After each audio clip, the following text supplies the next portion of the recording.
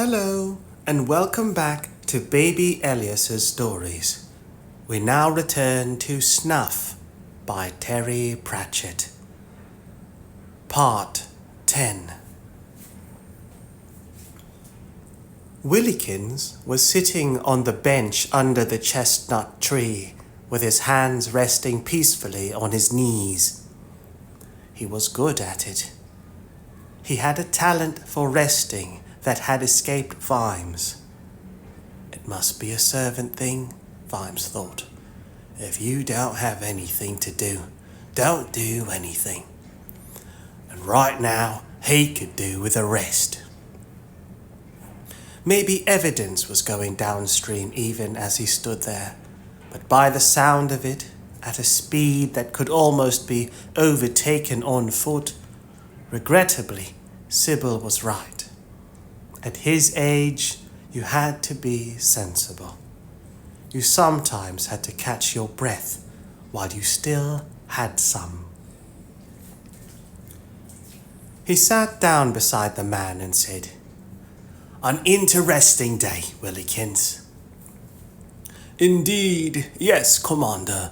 And may I say that young Constable Upshot handled his responsibilities with great aplomb." Aplomb. A-P-L-O-M-B. Aplomb. Complete and confident composure or self-assurance. Poise. Aplomb.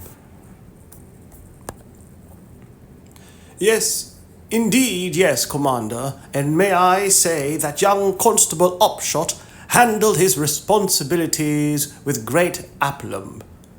You have a talent for inspiring people, sir, if I may say so." There was a silence for a while. And then Vimes said, "Well, of course we were helped by the fact that some bloody fool actually let an arrow go. You could see them thinking about what might happen if you're one of the gang that killed a dear old lady. That's a kind of trouble you don't get out of easily. That opened them up, and it was obviously a real stroke of luck for us." Vimes added, without turning his head. He let the silence continue as the storm raged in the distance, while nearby, whatever it was that was chirruping in the bushes carried on doing so in the warm, sultry afternoon. "It puzzles me, though," he went on, as if a thought had only just crossed his mind. "If it was someone in the front of the crowd who had loosed his crossbow, then surely I would have seen it. And if it was one toward the back, then he would have to have been clever and skillful enough to sight through maybe a very narrow space. That would be very clever shooting, Willikins." Willikins was still staring placidly ahead. Vimes's sideways glance spotted no hint of moisture on his brow. Then the gentleman said, "I expect these country lads excel at trick shooting, Commander." Vimes slapped him on the back and laughed. "Well, that's the funny thing, don't you think? I mean, did you see their gear? It was low-grade stuff, in my opinion. Not well maintained. The kind of stuff that Grandad brought back from some war. Whereas that arrow, I recognise that evil little package as a custom-made bolt for the Burley and strong-in-the-arm Peacemaker Mark 9. You remember?" "I'm afraid you will have to refresh my memory, Commander." Vimes was beginning to enjoy himself and said, "Oh, you must! Only 3 of them were made, and 2 of them are still under wizard-assisted lock and key in the company vaults, and the other, surely you remember this, is locked safely in that little vault that we made in the cellar in Scoon Avenue last year. You and I poured concrete while Sybil and the lad were out, and rubbed dirt all over the floor so that you had to know it was there in order to find it.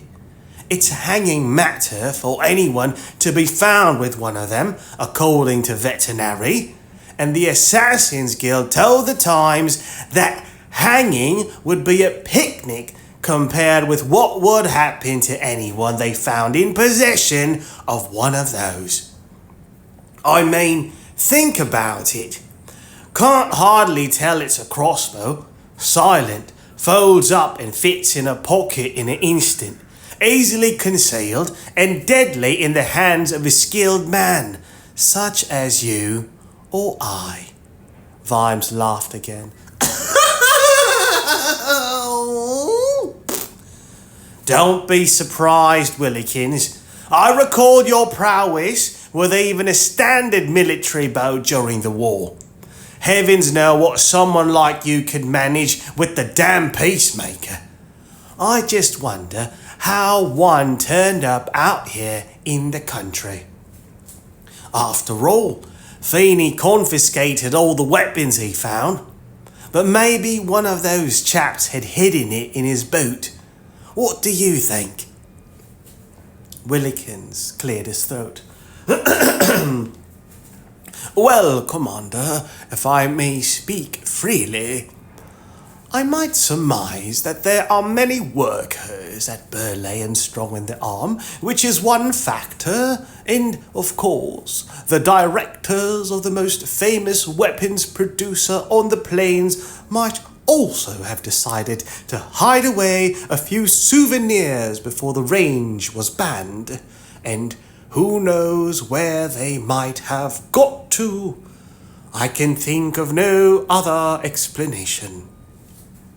Well, of course you may be right, said Vimes. And while it's a terrifying thought that one of these things might be out on the street somewhere, I must admit that the idiot who used it really helped us out of a difficult situation. He paused for a while and then said, Have you had a pay rise lately, Willikins? I am entirely satisfied with my remuneration, Commander. It is entirely deserved, but to be on the safe side, I'd like you, as soon as we are back home, to check in the cellar just in case, will you? Because obviously, if there are more of those bloody things out there, I want to make certain that I've still got one too. And as Willikins turned away, Vimes continued, Oh, and Willikins, it's a damn good job for you that Feeney cannot put two and two together. Was that the faintest sigh of relief? Surely not. I will expedite that as soon as we enter the building, Commander, and I am certain that should you yourself want to go down there sometime later to make a personal check, you will find it resting where it has always been. I'm sure I shall, Willikins. But I wonder if you could solve a problem for me. I have to catch the wonderful Fanny, he added hurriedly, which is a boat, of course. Yes, sir, I am aware of the vessel in question. Remember that I'd already been here for some time before you and her ladyship arrived, and I happened to be near the river when she went upstream. I recall the people pointed her out to me. I was given to understand that she was going up to Overhang to load up, probably with iron ore brought down from the dwarf mine, which rather surprised me, given that normally they smelt directly at their mines and export the bar stock, this being a more economical method, sir. Fascinating, said Vimes, but I think that however slow it goes, I ought to get after her. Feeney was just emerging from the cottage. I've heard about the boat, lad. We should get going while it's still light. Feeney actually saluted. Yes, I have that in hand, sir. But what about my prisoner? I mean, my old mum could give him his meals and empty his bucket for him. Won't be the first time she's had to do that sort of thing. But I don't like leaving her by herself right now, if you get my thinking. Vimes nodded. Back home, he only had to snap his fingers for a watchman to become immediately available. But now, well, he had no choice. Willikins. Yes, Commander. Willikins, against my better judgment, and I dare say yours, I hereby appoint you to the rank of Special Constable, and I command you to take the prisoner back to the hall and keep him under lock and key there. Even a bloody army would be mad to attack the hall with Sybil in it. But just in case, Willikins, I can think of no man better suited to guard my family. Willikins beamed and saluted. Yes, sir. Orders received and understood, sir. You can depend on me, sir. Only, well, when we get back to the city, could you, please not let anyone know that I was a copper for a while. I have friends, sir, dear friends who have known me for a long time, and they would cut my ears off if they heard I was a copper. Well, far be it from me to whiten a man's name against his will, said Vimes. Do we have an understanding? I'd be grateful if you could refrain from too much adventurishness. Just guard the prisoner and ensure that no harm comes to him. If this means a little judicious harm has to come to someone else, I will regretfully accept the fact. Willikins looked solemn. Yes, sir. Fully understood, sir. My comb will not leave my pocket. Vimes sighed. You have a great many things in your pockets, Willikins. Ration their usage, man. And by the way, please tell Sybil and young Sam that Daddy is chasing the bad men and will see them again soon. Feeney looked from Vimes to Willikins. Glad that's sorted out, gentlemen, he said and smiled nervously. Now, if you're ready, Commander, we'll just go along to the livery stable and pick up a couple of horses. With that, he began to walk smartly down to the village, leaving Sam Vimes no alternative but to follow. Vimes said, Horses? Absolutely, Commander. From what I hear, we should catch up with the Fanny in an hour. To tell you the truth, we could probably outrun it, but it's best to be on the safe side, don't you think? Feeney looked sheepish for a moment and then added, I don't usually ride much, sir, but I'll try not to disgrace myself in front of you. Vimes opened his mouth. Then Vimes shut his mouth, trapping the words, Lad, I'd rather ride a pig than a horse if it's all the same to you. I mean, pigs just run along, but horses, most of the time I've got nothing against horses, and then I come down very firmly against horses, and then I'm shot up in the air again, so that once more I have nothing against horses. But I know that in half a second the whole damn thing starts again. And yes, before you come out with the whole business of it's all right if you rise up when they go down, let me say that has never ever worked for me, because then I'm either above and a little behind the horse or against the horse so firmly that I'm really glad that Sybil and I have decided to have only one child. Feeney was, however, in keen and chattering form. I expect there were a lot of horses at Coombe Valley, eh, sir? And Vimes was stuck. Actually, lad, the trolls have no use for them, and the dwarves are said to eat them on the quiet. Gosh, that must have been a blow to a fighting man like yourself, Commander. Fighting man? Maybe, Vimes thought. At least when no alternative present itself.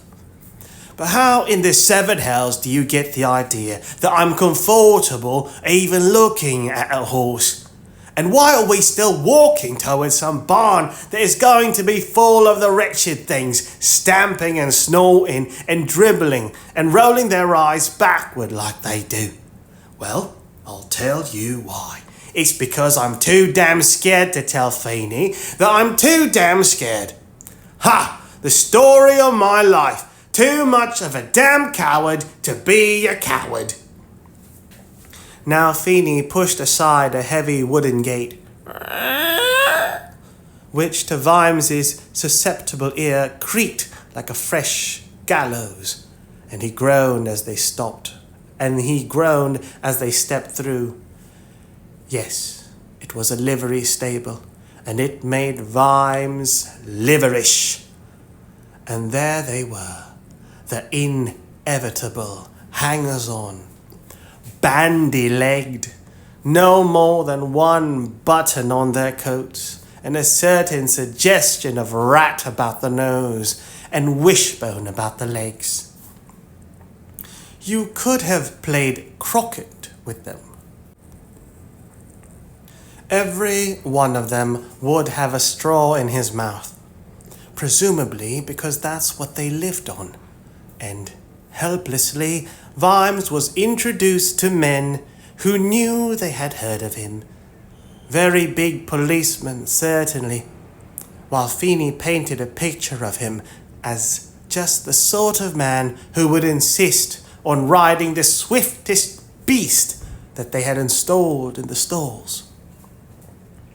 The two evil-looking mounts were laid out. And Feeney generously brought the larger over to Vimes. "There you go, sir.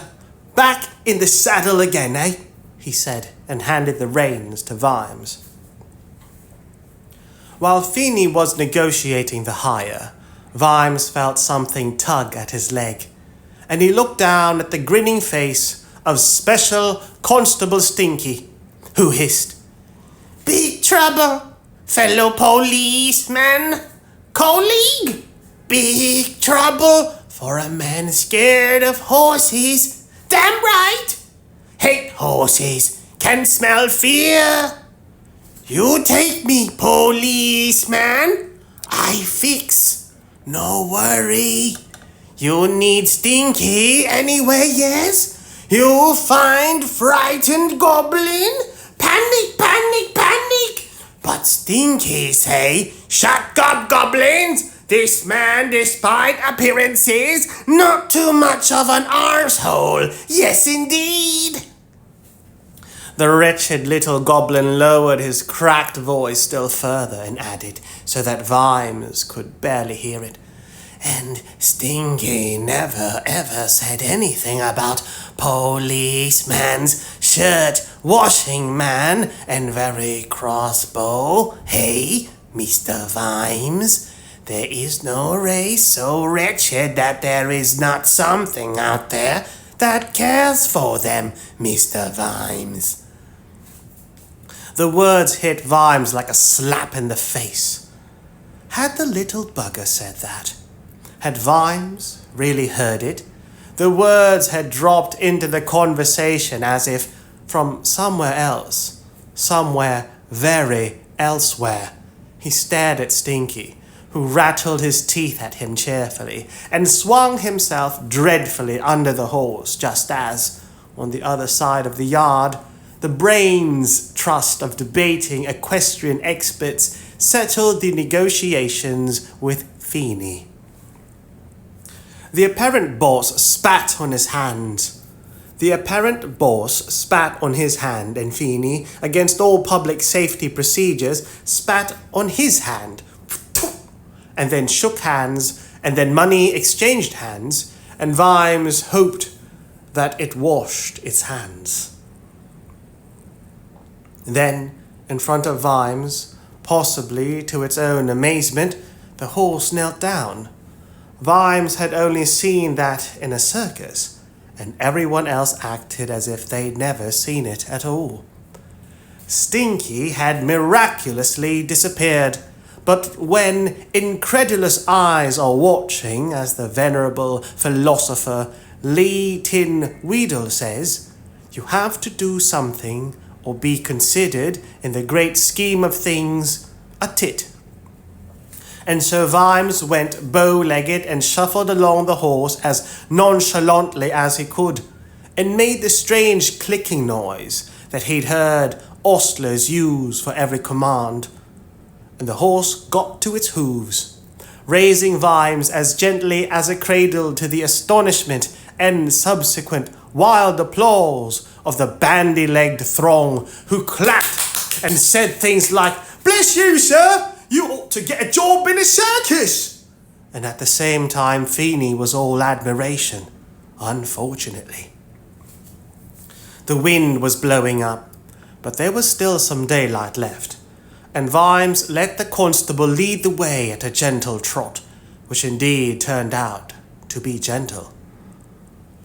"Looks like rain coming in, Commander, so I reckon we'll take it a little gently until we get down past Piper's Holding, and then round by the shallows at Johnson's Neck, where we can canter around the melon plantation, and by then we should be able to see the Fanny. Is that all right by you, sir?" Sam Vimes solemnly waited for a few seconds to give the impression that he had the faintest idea about the local landscape, and then said, "Well, yes, I think that should be about right, Feeney." Stinky dragged himself up the horse's mane, grinned again, and held up a large thumb, fortunately his own. Feeney gathered up the reins. "Good, sir. Then I think we'd better bustle." It took Vimes a little while to fully understand what was going on. There was Feeney on his horse. There was the statutory clicking noise. And then no Feeney, no horse, but quite a lot of dust in the distance, and the cracked voice of Stinky saying, "Hold on tight, Mr. Policeman!" And then the horizon jumped toward him. Galloping was somehow not as bad as trotting, and he managed to more or less lie on the horse and hope that somebody knew what was going on. Stinky appeared to be in charge. The track was quite wide, and they thundered along it, trailing white dust. And then suddenly they were heading downward, while the land on Vimes's right was going up, and the river was appearing behind some trees. He knew already that it was a river that saw no point in hurrying. After all, it was made up of water, and it is generally agreed that water has memory. It knew the score. You evaporated, you floated around in a cloud until somebody organized everybody, and then you all fell down as rain. It happened all the time. There was no point in hurrying. After your first splash, you'd seen it all before. And so the river meandered. Even the Ankh was faster. And while the Ankh stank like a drain, it didn't wobble slowly backward and forward from one bank to the other, as old Treachery did, as if uncertain about the whole water cycle business. And as the river wiggled like a snake, so did the banks, which in accordance with the general placid and unhurried landscape were overgrown and thick with vegetation. Nevertheless, Feeney kept up the pace, and Vimes simply clung on the basis that horses probably didn't willfully try falling into water of their own accord. He remained lying flat because the increasingly low branches and tangled foliage otherwise threatened to smite him off his mount like a fly. Ah, yes, the flies. The riverside bred them by the million. He could feel them crawling over his hair until some leaf or twig swatted them off. The likelihood of spotting the wonderful boat without having one's head smacked off seemed extremely little. And yet, suddenly was a respite for Vimes's aching backside. The sandbar with a few logs marooned on it, and Feeney just reining his horse to a stop. Vimes managed to get upright again just in time, and both men slid to the ground. Very well done, Commander. You were born in the saddle, obviously. Good news. Can you smell that? Vimes sniffed, giving himself a noseful of flies and a very heavy stink of cattle dung. Hangs in the air, don't it? Said Feeney. That's the smell of a 2-oxen boat, right enough. They muck out as they go, you know. Vimes looked at the turgid water. I'm not surprised. Perhaps, he thought, this might be the time to have a little discussion with the kid. He cleared his throat and looked blankly at the mud as he got his thoughts in order. A little trickle of water dribbled over the bar, and the horses shifted uneasily. Feeney, I don't know what we'll be getting into when we catch up with the boat. Understand? I don't know if we can turn it round or get the goblins out and then get them home overland, or if we'll even have to ride it down all the way to the coast. But I'm in charge. Do you understand? I'm in charge because I am very used to people not wanting to see me in front of them, or even alive. Yes, sir, Feeney began. But I think, Vimes ploughed on, I don't know what we're going to find, but I suspect that people who try to take over boats, even a floating dung machine like the Fanny, probably get treated by the crew as pirates immediately. And so, I'm going to give the orders, and I want you to do exactly what I tell you, okay? For a while, it looked as though Feeney was going to object. Then he simply nodded, patted his mount, and waited, while another tiny wave splashed beside the horses. The sudden silence of someone normally so talkative disconcerted Vimes, and he said, Are you waiting for something, Feeney? Feeney nodded and said, I didn't wish to interrupt you, Commander, and as you say, you are in charge, but I was waiting until you said something I wanted to hear. Oh yes, such as? Well, sir, to begin with, I'd like to hear you say that it's time to mount up and get out of here really fast because the water is rising and soon the alligators will wake up. Vimes looked around. One of the logs which he had so carelessly dismissed was extending legs. He landed on the back of his horse with the reins in his hand in little more than a second. I'll take that order as a given then, shall I? Shouted Feeney as he sped after Vimes.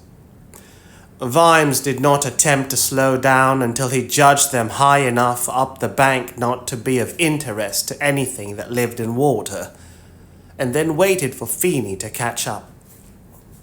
All right, Chief Constable Upshot. I'm still in charge, but I agree to respect your local knowledge. Will that satisfy you? Where is the water coming from? It certainly was rising. When they had started out, you would have needed a ruler to be certain that it was flowing at all. But now little waves were dancing after one another, and a light rain was starting to fall. It's that storm coming up behind us, said Feeney. But don't worry, sir. All that means is that the Fanny will tie up if it gets too strong. Then we can just climb on board. The rain was falling faster now, and Vimes said, What happens if it decides to carry on? It's not too far off sundown, surely. That won't be a problem, Commander. Don't you worry, shouted Feeney with infuriating cheeriness. We'll stay on the trails. No water ever gets up that far. Besides, wherever she is, the Fanny will have running lights on. Red ones. Oil lamps, as a matter of fact. So don't worry, Feeney finished. If she's still on the river, we'll find her, sir, one way or the other. And may I ask, sir, what your intentions are then?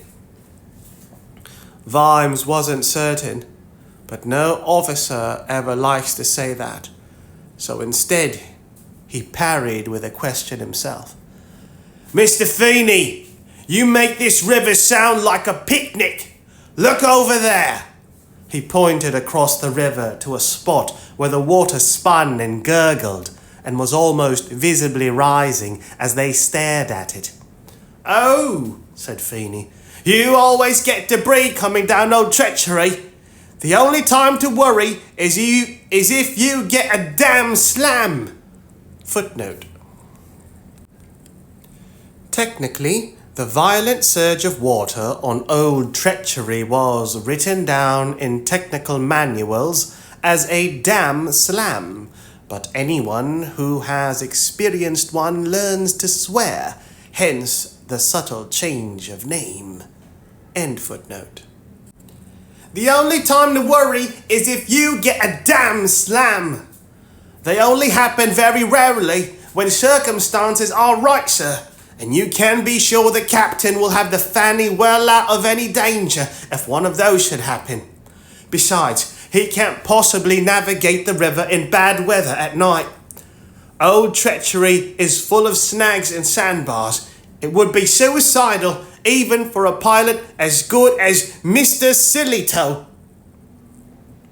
They rode on in silence, except for the terrible swirling and gurgling of dark waters down in the torrent below the bank. Only a little daylight remained now, and it was a dirty orange, helped out occasionally by flashes of lightning, followed by stone-cracking thunder. In the woods on either side of the river, trees lit and occasionally burned, which was, Vimes thought, at least a help to navigation. The rain was soaking his clothing now, and so he shouted in a voice which betrayed his belief that he would not like the answer to what he was about to ask. I propose of nothing, and just to pass the time, lad, would you tell me what exactly a damn slam is? Feeney's voice was initially drowned by a thunder roll behind them, but on the next go he managed. It's an occasional phenomenon caused by a storm getting stuck in the valley and the debris of the storm getting piled up in a certain way, sir. Stinky scrambled up from who would dare to speculate where and up onto the horse's head. He glowed with a faint blue corpse light. Vimes reached out a finger to touch him, and a tiny blue flame danced across his hand. He knew it.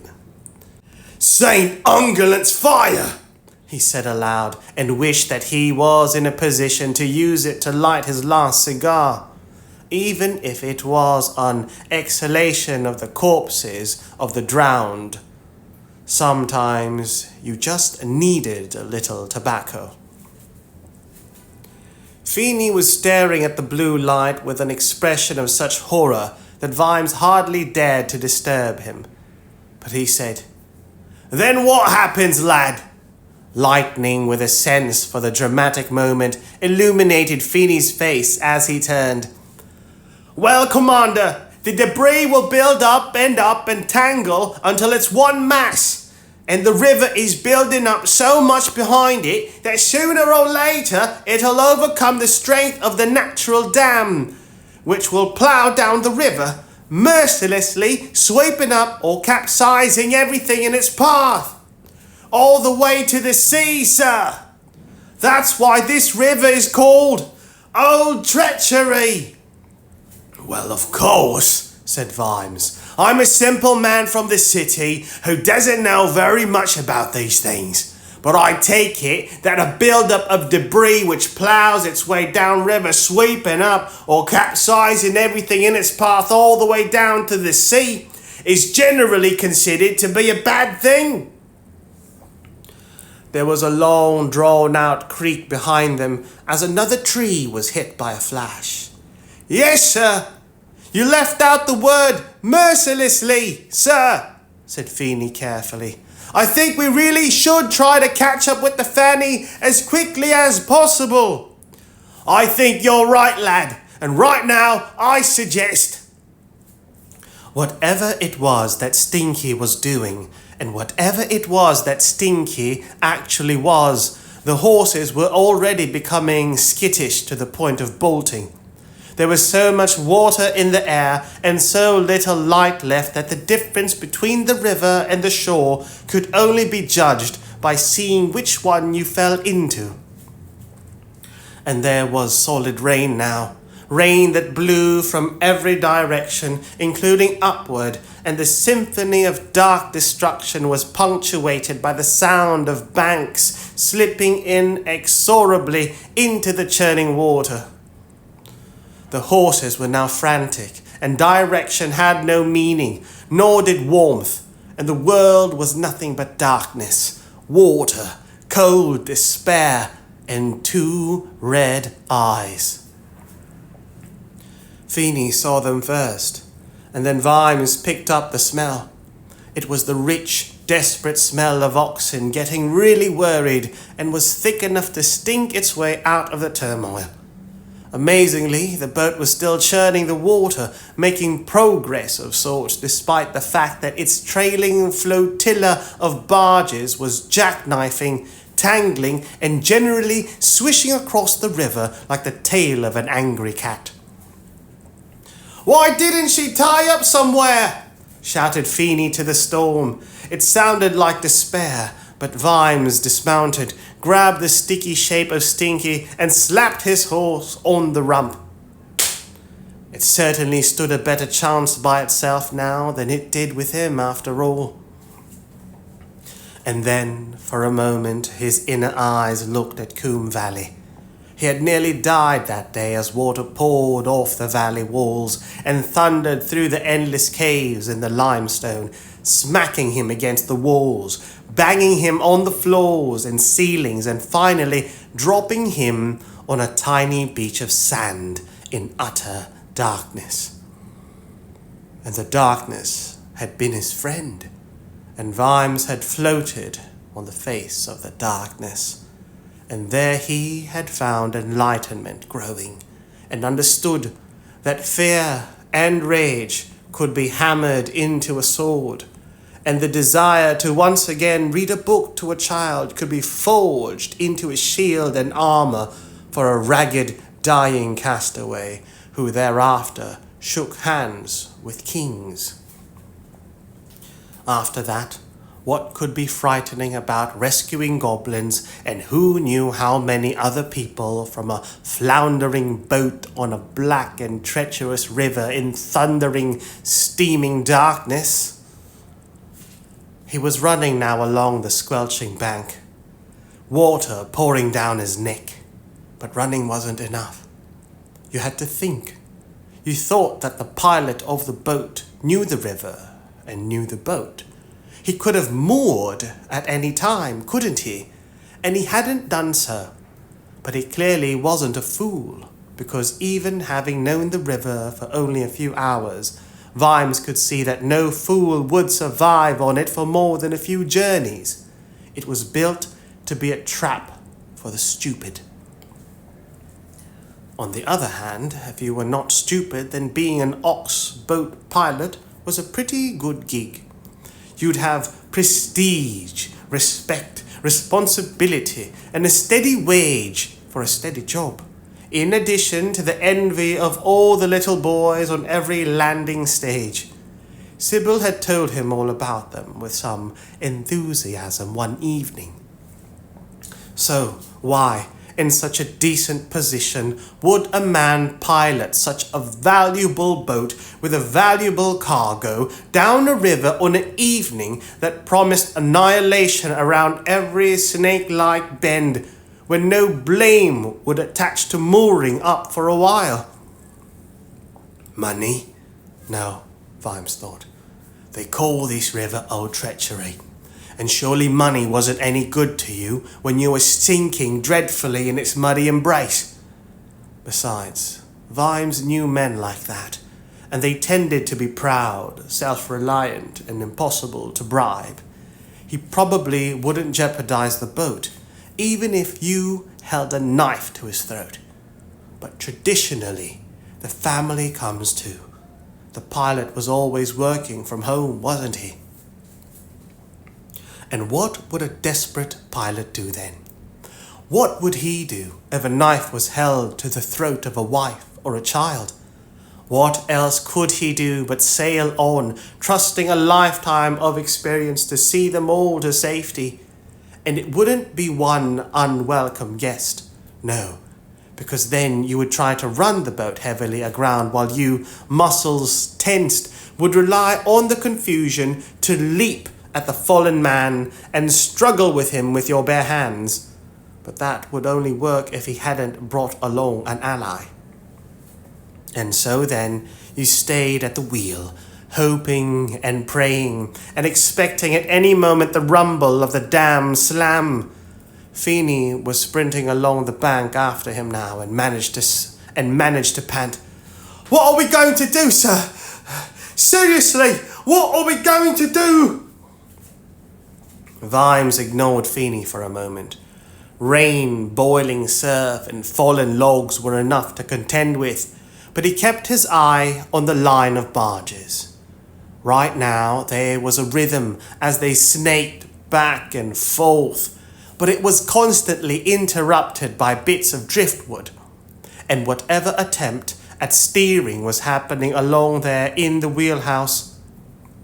Every time the rearmost barge hit the bank, there was a moment, one precious little moment, when a man might jump aboard, if that man were foolish. So he jumped, and realized that a jump would have to beget another jump, and failure to keep the rhythm would mean falling back into the torrent. But jumping onto the next barge, which was swinging and buckling in the swell, you just hoped that you didn't get a foot stuck between the two of them, because two 25-foot barges colliding as a sandwich with your foot in the middle would do more than just leave a bruise. But Stinky ran and jumped and pirouetted just ahead of him, and Vimes was quick enough to get the message, landing squarely on the next barge, and so, surprisingly, did Feeney, who actually laughed, although you had to be within a foot of him to hear that. "Well done, sir. We did this when I was a lad. Every boy did. The big ones were best." Vimes had got his breath back after the first two jumps. According to what Feeney had told him, the wonderful Fanny was a bulk carrier, big and slow, but it could take any load. There could be anything in these barges, he thought, but there was no smell of goblins yet, and there were 2 barges still to go, and weather that was trying to get even worse. With that thought, they were Stinky again, who apparently could come and go without ever being seen either coming or going, and he still glowed faintly. Vimes had to crouch to speak to him. "Where are they, Stinky?" The goblin farted, quite probably as a clown does, more for entertainment than relief. Clearly happy at the response, he cracked, "Number 1 barge! Easy to get to, easy to feed!" Vimes eyed the distance to the barge immediately behind the Fanny. Surely there had to be some kind of walkway, some means of getting into the barges so that the crew could access the cargo. He turned again to Feeney, dripping with rain and illumined by another flash of lightning. "How many crew do you think?" Even this close, Feeney had to shout. "Probably 2 men, or a man and a boy, down below in what they call the cow shed. Along with the engineer, and generally a loadmaster or cargo captain. Sometimes a cook if the captain's wife doesn't want to do the job, although mostly they do, and then one or two lads learning the business and acting as general lookouts and wharf rats. Is that all? No guards? No, sir, this ain't the high seas.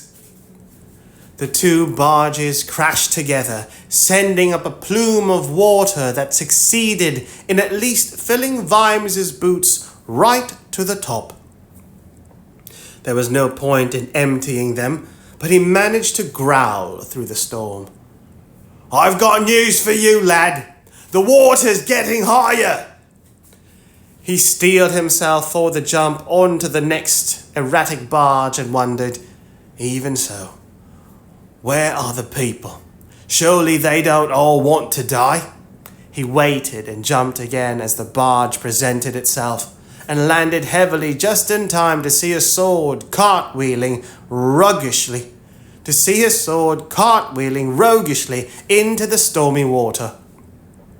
Cursing and struggling to keep his balance, he awaited the next opportunity to narrowly survive and this time succeeded.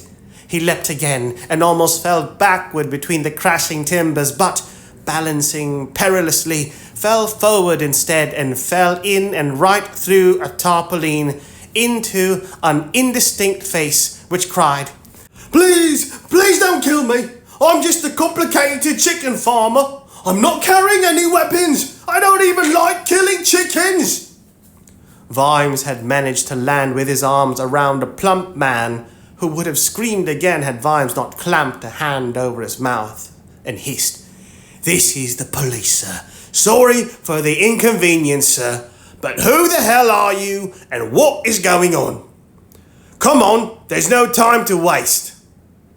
He pushed the man further into the barge, and a soggy darkness and a recognizable smell told Sam Vimes that whether the frantic speaker was complicated or not, he wasn't lying about the chickens.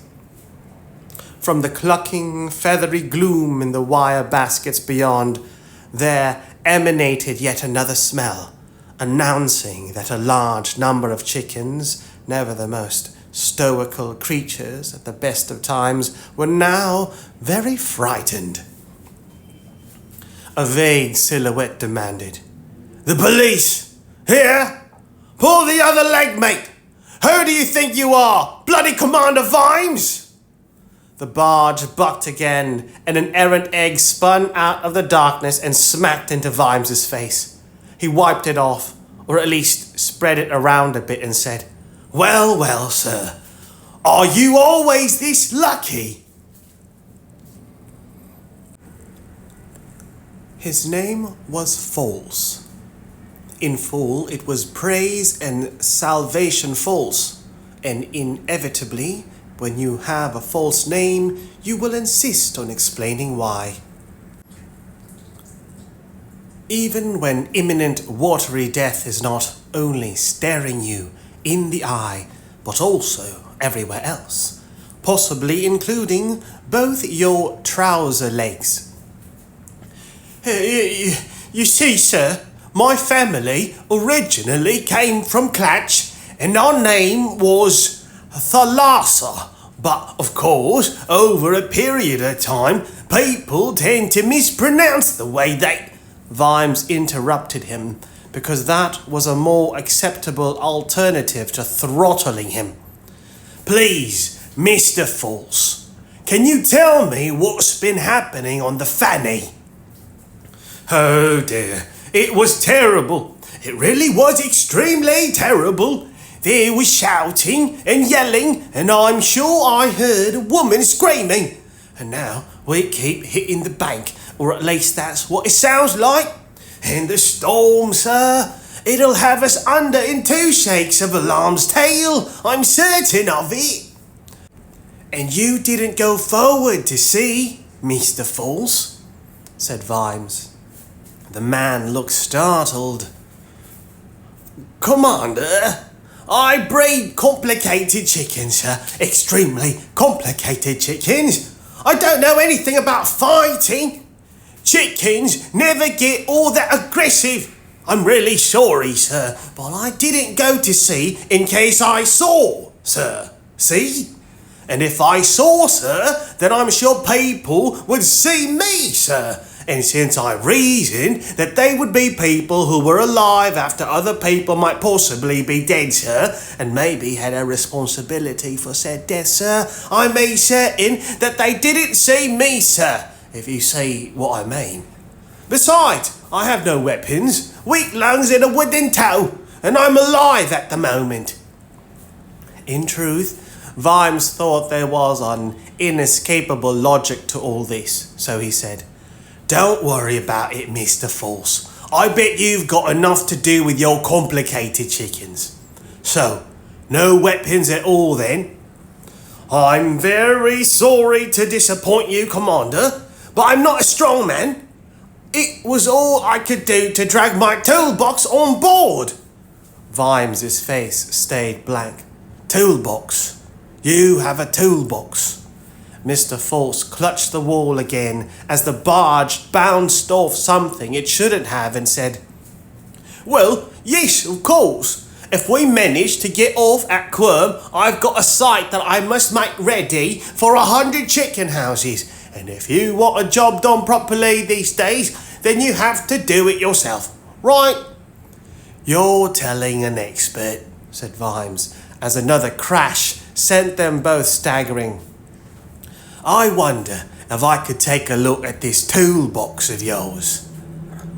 There are times in the symphony of the world when its aural kaleidoscope of crashes, thunderbolts, screams and storms suddenly merges into one great hallelujah. And the contents of the chicken farmer's innocent toolbox, which contained nothing not made of ordinary iron and steel and wood, nevertheless gleamed in the eyes of Commander Sam Vimes like the hosts of heaven. Mallets, hammers, saws, oh my, there was even a large spiral awl.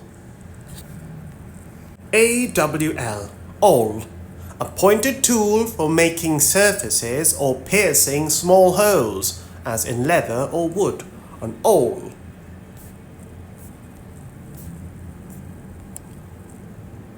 There was even a large spiral awl. What could Willikins have managed with a toy like that? Hallelujah! Oh, and here was a crowbar. Vimes balanced it in his hand and felt the street rise until it touched his feet. The complicated chicken man had heard a woman screaming. "Ah!" Vimes spun around as the tarpaulin was pushed aside and Finney dropped into the barge in a flurry of spray. "I know you didn't give me the signal, Commander, but I thought I'd better tell you the water is going down." Vimes saw Mr. False close his eyes and groan, but turned back to Feeney and said, "Well, that's a good thing, isn't it? The water going down?" "No, it isn't, sir," yelled Feeney. "It's still raining hard and the water level is going down. And that means that upstream of us, enough broken trees and bushes and mud and other junk are piling up to make a dam which is getting bigger and bigger and growing out sideways as the water builds up behind it, sir. Can you see what I mean?" Vimes did. "Damn slam," Feeney nodded. "Damn right. We have two choices. Would you rather die on the river or under it? What are your orders, please, sir?" Another collision shook the barge, and Vimes stared at darkness. In this terrible twilight, somebody was managing to stop this boat from foundering. A woman had screamed, "Ah!" and Vimes had a crowbar. Almost absent-mindedly, he reached down into the open toolbox and picked up a sledgehammer, handing it to Feeney. "There you go, lad. I know you've got your official firewood, but things might get up close and personal. Chalk it up to the dreadful algebra of necessity, but try not to hit me with it." He heard the voice of Feeney saying, more frantically this time, "What are we going to do, Commander?" And Vimes blinked and said, "Everything."